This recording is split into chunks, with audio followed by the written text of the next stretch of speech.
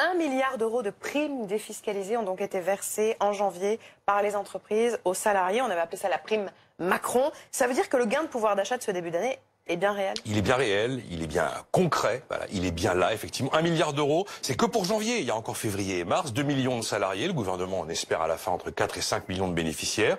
On est sur 449 euros en moyenne de prime, il y a quand même à ce jour en janvier 200 000 salariés qui avaient touché les 1 000 euros, le fameux plafond. Voilà, cette prime défiscalisée, désocialisée, pas d'impôt, pas de cotisation, c'est l'une des 4 grandes mesures des 10 milliards d'euros de pouvoir d'achat annoncés le 10 décembre, en 10 minutes d'ailleurs, 1 milliard à la minute, c'est pas mal.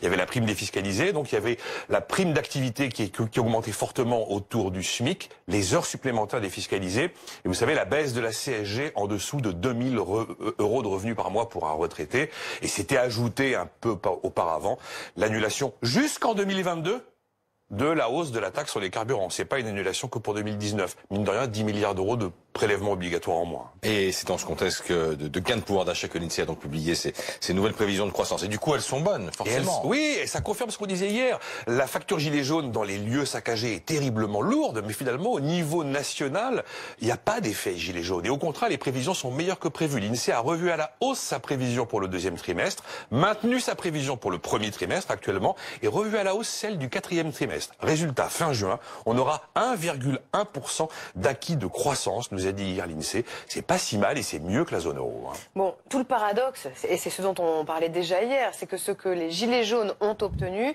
va finalement profiter à l'économie française. 10 milliards d'euros, c'est colossal par rapport à la facture des vitrines brisées et des commerces qui vont très très mal. Et effectivement, c'est du pouvoir d'achat, c'est de la demande, donc c'est de la croissance. Et puis il y a aussi notre faible exposition au commerce mondial qui fait qu'on est on souffre moins du ralentissement.